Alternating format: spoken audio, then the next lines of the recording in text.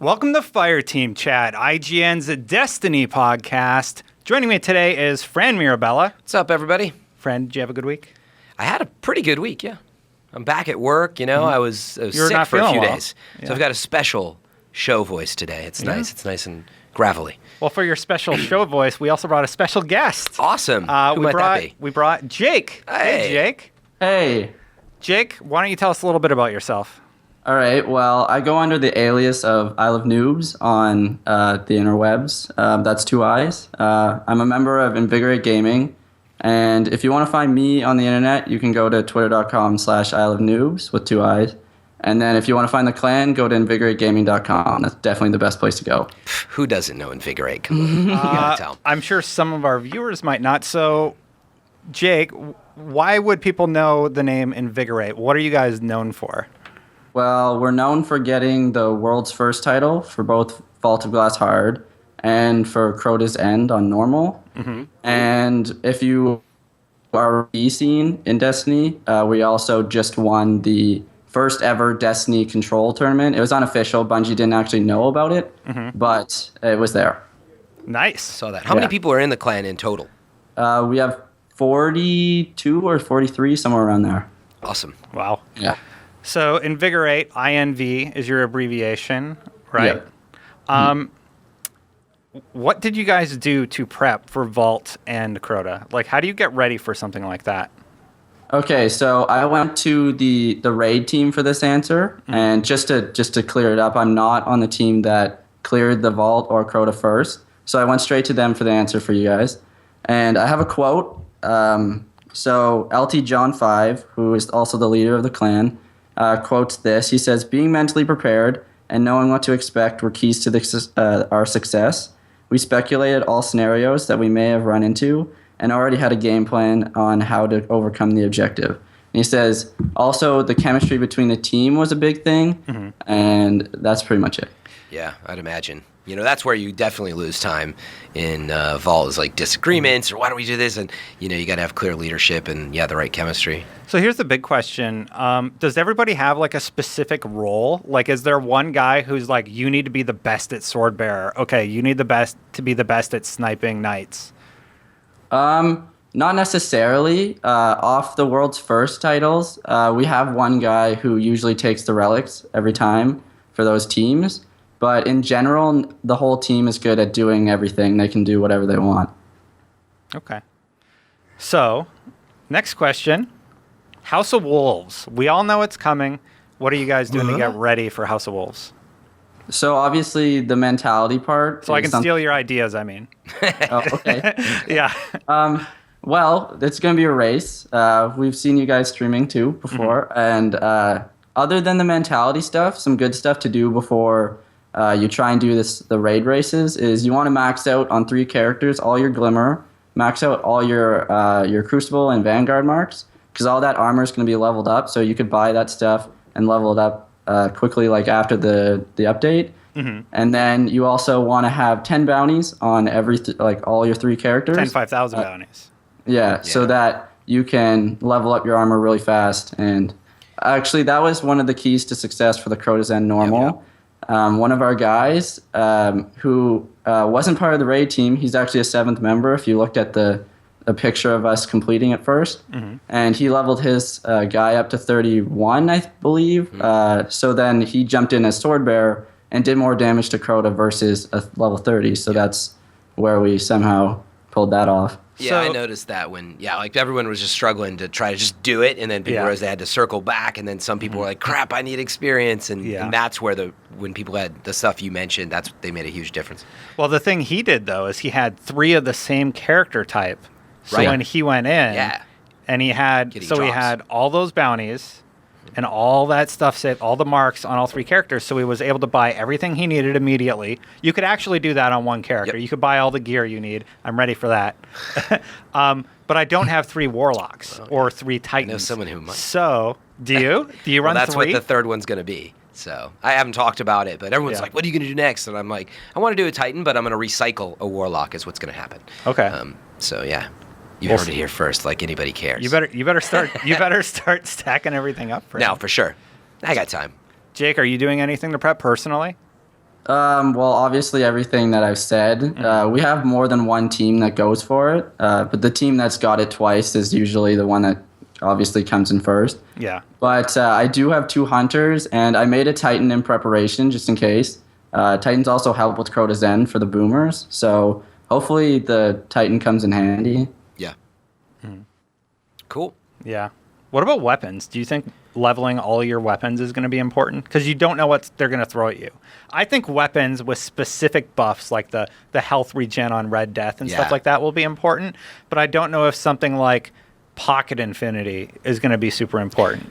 Right. Yeah, I personally feel like at this point, you should have a pretty good mix, right, of like the elemental damage across each type of weapon, and all that's maxed out. And yeah, I mean, I guess I feel like most people have a pretty good weapon mix, but it's a good point. Like if you haven't leveled up a scout, for example, you probably should, because for all you know, you need like a scout and a sniper combo for something they're going to throw at you. And you might be in another situation where you're like, man, like I just need like, a solar shotgun, which I don't have, for example. I don't even know if there are any. There are. Actually, there are. I have a 2 to the morgue now that I mention it. But anyway, I think that's where you need to think about it, because there just might be stuff that comes at you in the next raid that, you just don't expect. That being said, we all believe it's on Earth, right? You could probably start doing some math of the type, like arc damage. I don't know if it'll be on Earth. I don't know about that. Yeah. Okay. I don't think it'll be on Earth. Right. House of Wolves. I mean, they hang out there. Wolves, Earth. That's what all right. I guess that's why I jumped to that conclusion. We got one Venus moon. It could be on Mars. You have that whole gate you go through. It's true. It's going to be Mars or Earth. I don't know. Do you really want to talk about that right now? I didn't want to derail us because I'm exceptionally good at that. Yeah, I don't think Titans can go wrong with Helmut AM-14, blind bubbles. Yeah. You need good, and maybe that's something to ask about. Like, how do you deal with getting the right mix of players? Because do you wait? Is that why you sort of have so many team members, Jake?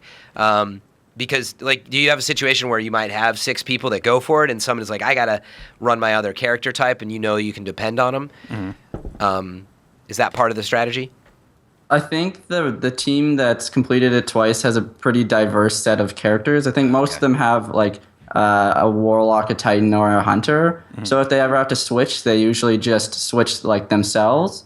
But as for all the other teams, it's just the same. Like, everyone has their own characters. Everyone's set to be, like, some kind of player. Like, you do this, so that we know, like, what's going on. Yeah, but it seems like you got to balance that out with, like you said, it sounds like you don't. Do you agree that you need maybe somebody who has 3 of one character type, Jake? Or do you think that's a bad strategy? No, that's definitely a good strategy, because that guy could level his stuff up like more than anybody else. Because you can move that set armor for like your hunter, for instance.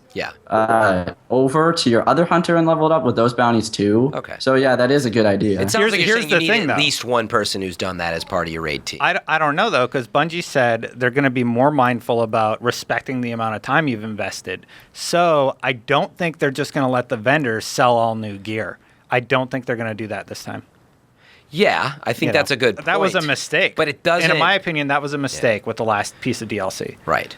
But to the point you guys made before, like if you get that glove drop or chest drop, a new piece of raid gear, which is going to be higher level, you now are in a situation to like, boom, super quickly, level that up. And you're increasing your chances to get it, you know. So as you repeat things, you have someone who can switch stuff out, and they're increasing their chance to get that armor drop. I mean, that's why I do it. I love playing as a warlock. People are like, don't you get bored? And I'm like, no, my time in the game is an investment.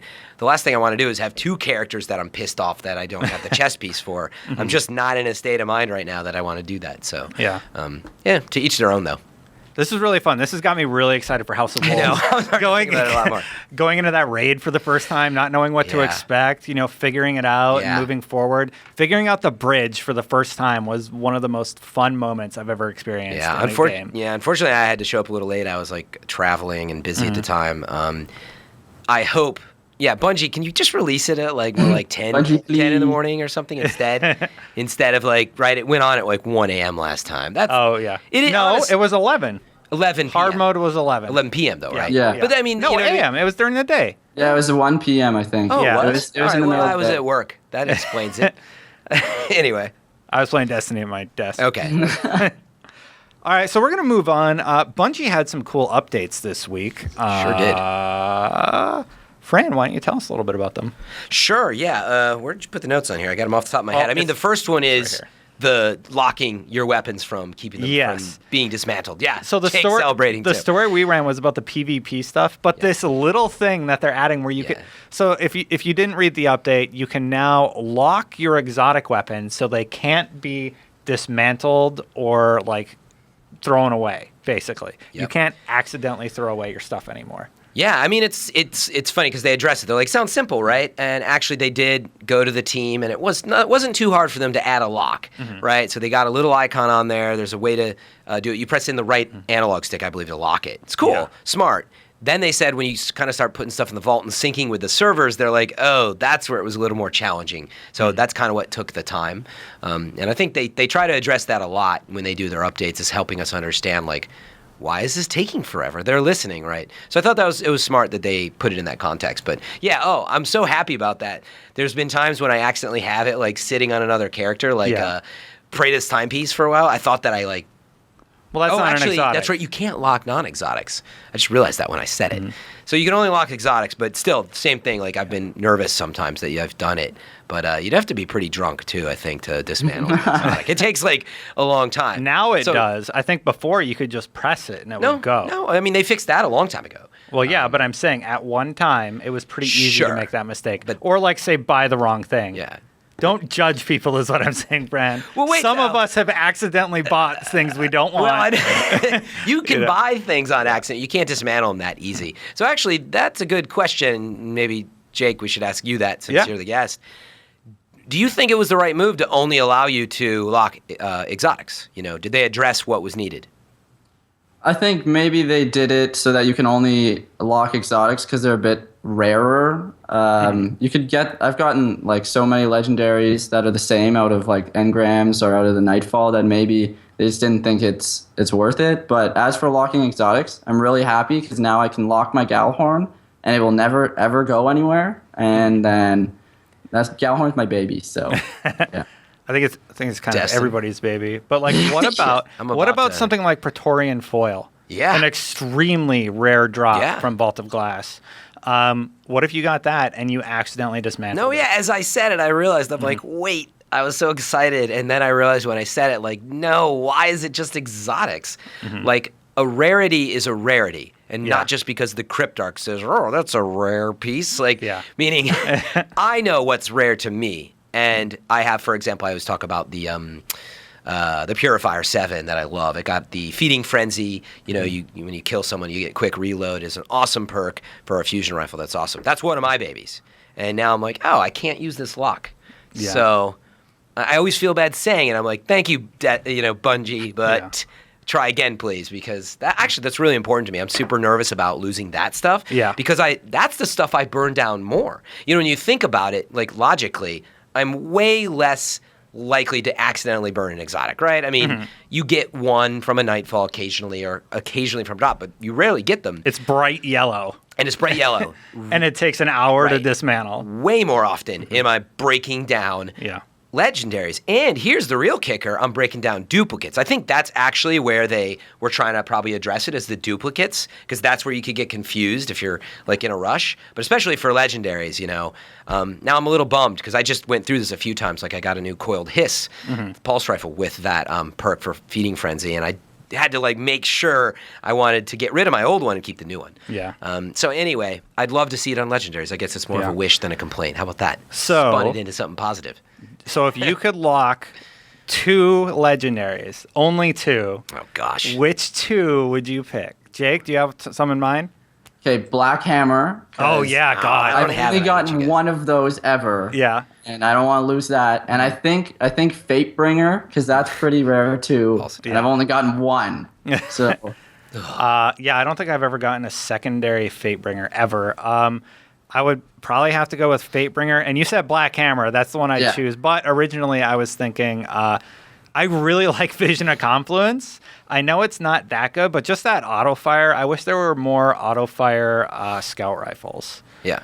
So that's what I'll say. What do you got, Fran? This is a hard question, Destin. How fun of you to recommend this. Sorry. Okay, yeah. The Purifier 7 for sure. I don't know why. I love the Void Fusion that it is. It's great in the Crucible and in single player.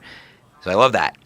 The other one that I really thought through are the ones you mentioned that I don't have, so I can't do that. It's going to be Word of Crota, actually.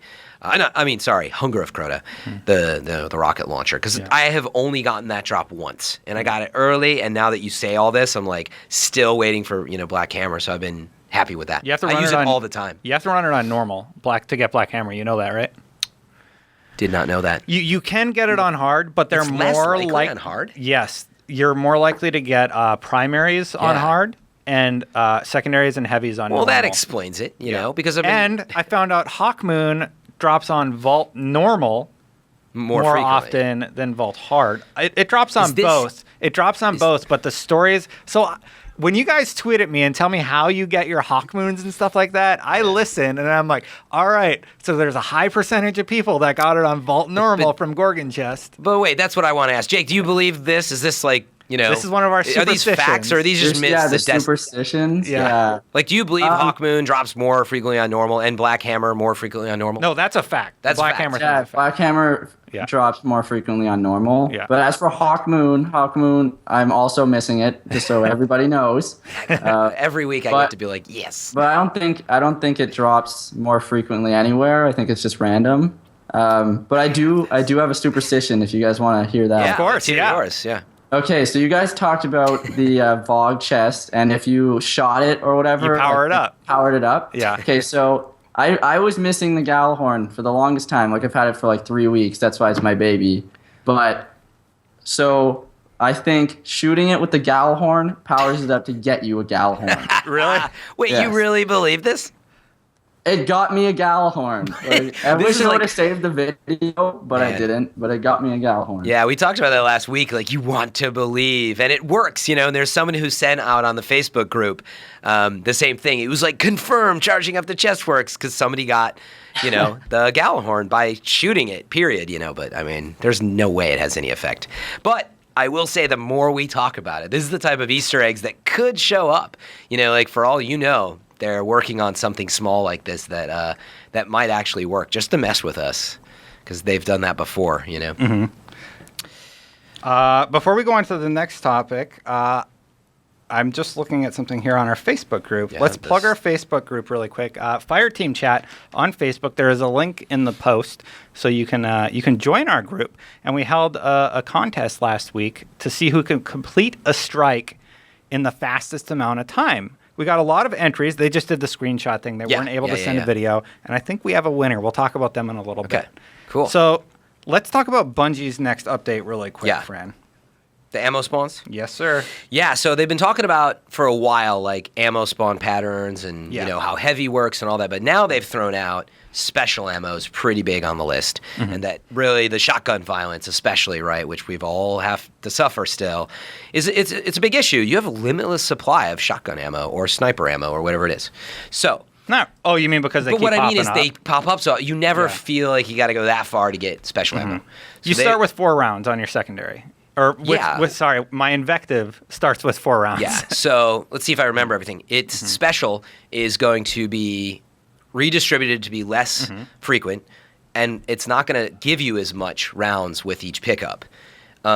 Something they did to offset this, both with heavy and special ammo, is the radius is bigger for your team pickup, which is good. So that's a perk, but it's going to be less frequent. So you really got to plan when you're picking up special now on top of heavy. And it's just really going to change the game, I think. I'm very curious to see if everyone's happier or there's going to be new complaints. And it's always, I love it because, like, when they buffed Pulse and people went back to shotguns because of the fusions thing, like, it changed the game, and now it's kind of annoying. It's weird because you always could have used shotguns like that, but people got, pushed towards it, and now it's annoying. Shotguns in PvE are ridiculous now. They are amazing. PvE, they're amazing. Yeah. No, I was saying because of the fusion nerfing, as well as some of the other choices, people were pushed more back to shotguns, right? Because they were using fusions more. I still get killed with fusions all the time. I do. I use fusions all the time, but meaning I see much more shotgun violence. But this is really going to address that. But I'm curious what new gameplay that has, and actually, it really gets you thinking about your primary weapon when you think about it. I really lean on that Purifier 7 that I mention all the time. It's just the fast Void Fusion with a high impact Praetorian foil is also great. Now, I'm not going to be able to do that. I'm going to run out like I will with Heavy. Jake, what do you think about this? Has it changed your loadout at all? It probably won't change my loadout, but honestly, I've noticed that Crucible is kind of a shotgun fest versus like some people use snipers and stuff, but most of the time I see myself using shotguns, so I hope that it kind of makes me rely a bit more on my primaries and like stop using the shotgun because I feel like I use it way too much. And I love my invectives so much. Yeah. I feel like that's one of the major complaints with PvP is that it's littered with shotguns and like just too much special ammo. So I'm glad they kind of touched on that. I think it's smart. Fran, next topic? Yeah, so the next one is a vanity play. Pretty interesting. You can now wear your helmets in the tower. My helmet will be on all the time. I don't think the character models, you can't even really see them anyway, but you look sweet in your helmet. You do. I mean, it's definitely, just look at like the helmets that you get. They're so rare. The design, Like I still love Heathen's Vengeance, or Hazen, or however you say it, from Vault for Warlock is just awesome. And the really like devilish, helmet for the Warlock is also pretty cool. But the fact that you can't show them kind of sucks. But now you have an option because I do like showing faces as well. So as some of you know, I have what I call my casual tower gear. So now it'll kind of be interesting to mix and match. And that's where we get back to having, I think, a desire to also be able to just do more with shaders and more with mixing armor around because your look is important. You play a game this long. So I think it's really cool. What do you guys think? I'm going to miss your Christopher Walken Awoken friend. But you're assuming I'm wearing a helmet now. It depends on my mood is what I'm saying. I got this Warlock with like this swoosh of white hair. They call him Christopher Walken. What about you, Jake? You going to wear your helmet or no?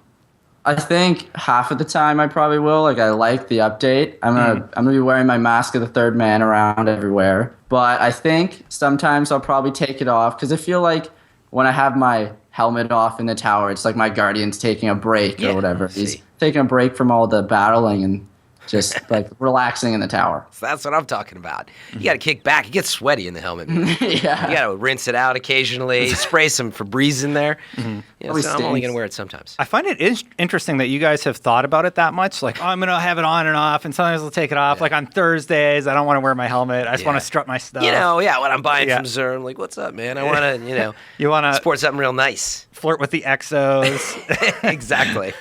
No, I think it's cool. Hey, human, how's it going? I mean, it does give you more things, just represent options. Yourself in the tower. And you got to remember, too, some people don't have as strong of community and friendship. So to them, when they're in the tower, like they're alone and they are meeting people and inviting people to stuff. So it's kind of cool. I think it's nice. It's kind of cool that they can cover up their face. Yeah. So it's, by the way, it's just going to be in the settings, and it's kind of like your changed character. It's just like character. a drop down. Yeah, there's now a helmet. It's equivalent to like when you change your character. It's one of those drop downs. It's not going to be on your helmet or anything. Fran, you had a theory about this update. You think it's going to hit any second? Well, no. So what I was saying before we got started, I just noticed that with the update, they talked a lot about.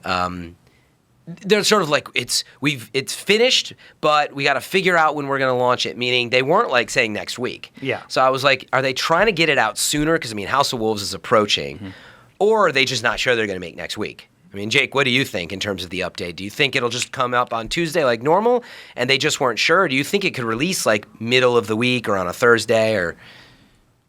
I agree with you. I think it's coming soon because they do a good job every time of hinting towards it and then it just drops, right? Like they never like give a time or whatever. But I'd rather them have it perfected before they drop it. So, I mean, it could drop on Tuesday, but I don't think it's going to drop on Tuesday because they haven't given us the time. So, and that's kind of early. Like, that's kind of close to now. So I would think that they would have said something, but you never know.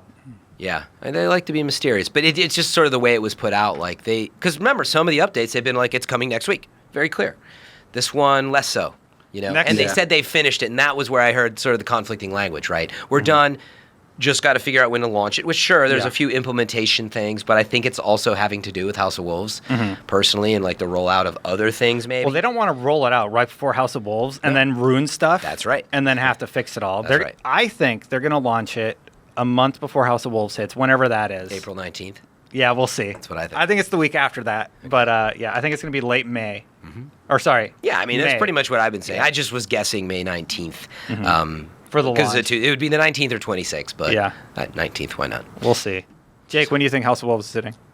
Well, if I know he's been stopped, but the guy on Reddit, Mega Man or whatever, I think he data mined and said that it was the 19th. So he's usually right about stuff. Really? So that's where I think it's going to drop, just because he said so. Did he say that? I didn't know or that. they could be trolling him again.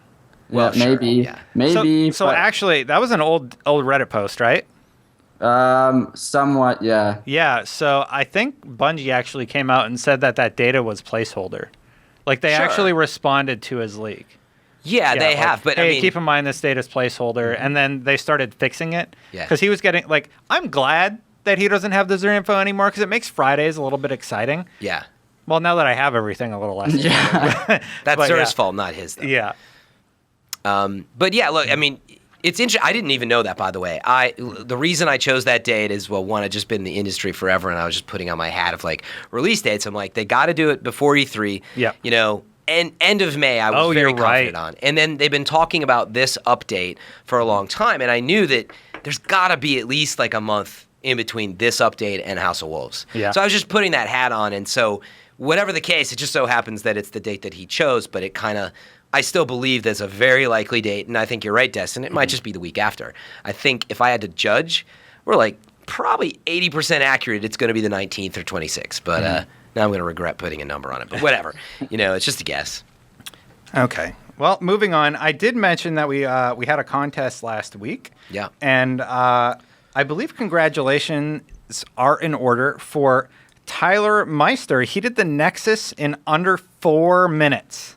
Wow. You're crushing it, Guardian. He did it in 3 minutes, 56 seconds. And I think he did this. Are you serious? Yeah, 3 minutes and the Nexus? 56 seconds. And that's because it was a nightfall at the time. Oh, it had a burn. Yeah.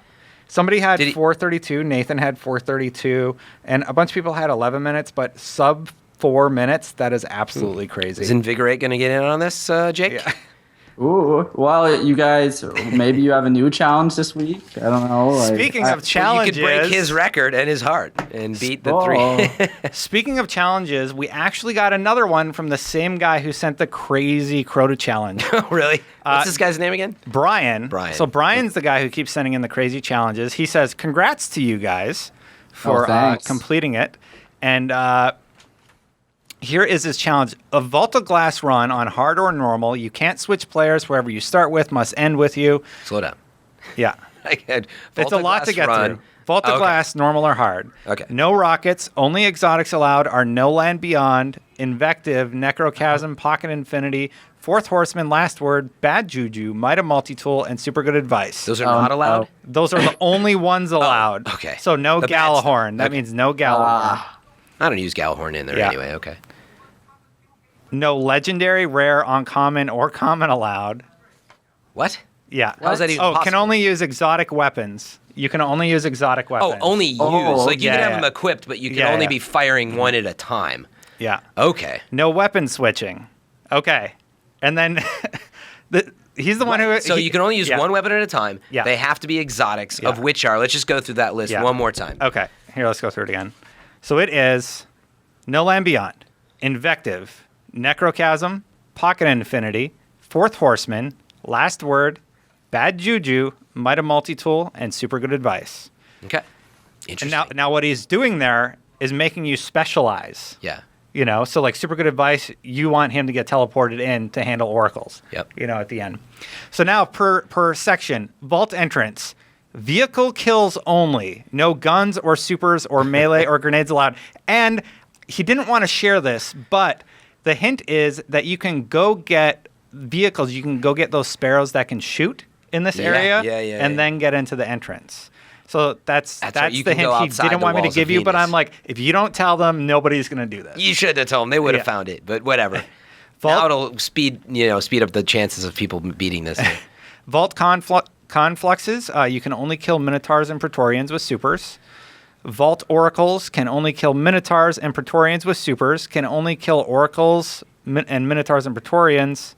Everything else must remain alive, but can be killed by splash damage of a super, etc., etc. So when you're defending Confluxes, you have to all be using super. Yeah, Oracles can die by weapons, though, so you can shoot the Oracles with weapons. But the Minotaurs and stuff only use the things. Wow, well, that's interesting.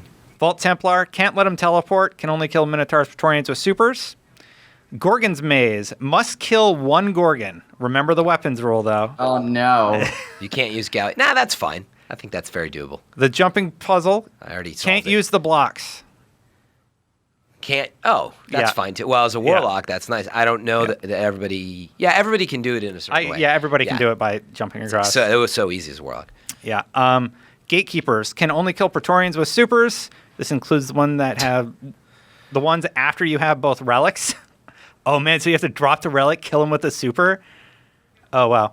Must finish off gatekeepers with melee attacks. Gatekeepers may be damaged by weapons, but finishing blow must be melee. Okay. And then Atheon, same thing. Minotaurs, Praetorians with supers.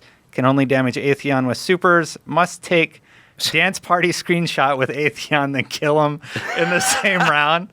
What? All 6 guardians must be in screenshot. That's pretty funny. Optional hint. Well, you must do all this with the same 6 players. I never said anything about switching characters.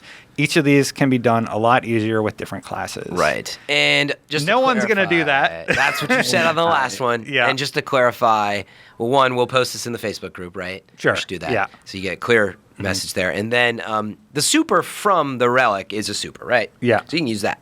Yeah. Just to clarify that. And then that's really interesting. It's clear that he tests some of this stuff.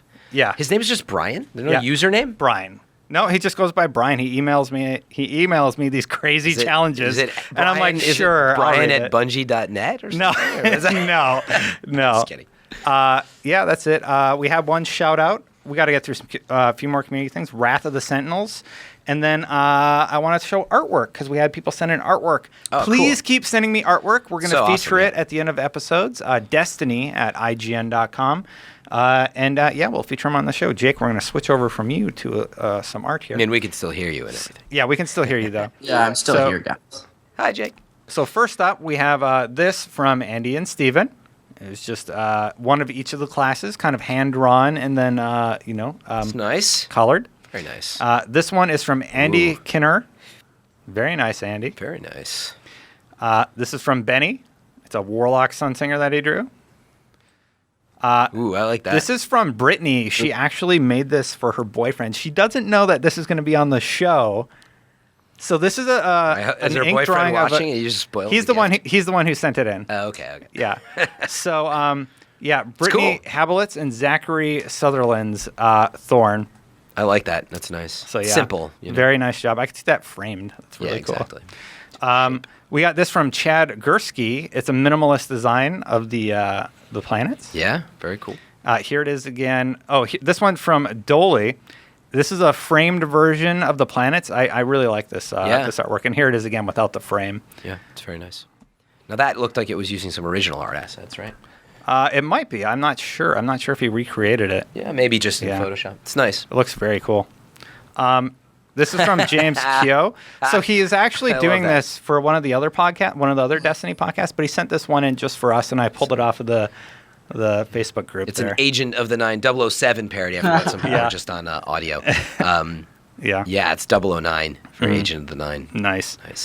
This will be an article too. This is Jeremy. He sent in a drawing he did of a warlock. Jordan's Hunter here. Very nice. Come on. There's a hand drawing from Lee. That's cool. Mark sent in another one from Banana Guard. This one's of a Suros. Banana. People were asking for. Here we go.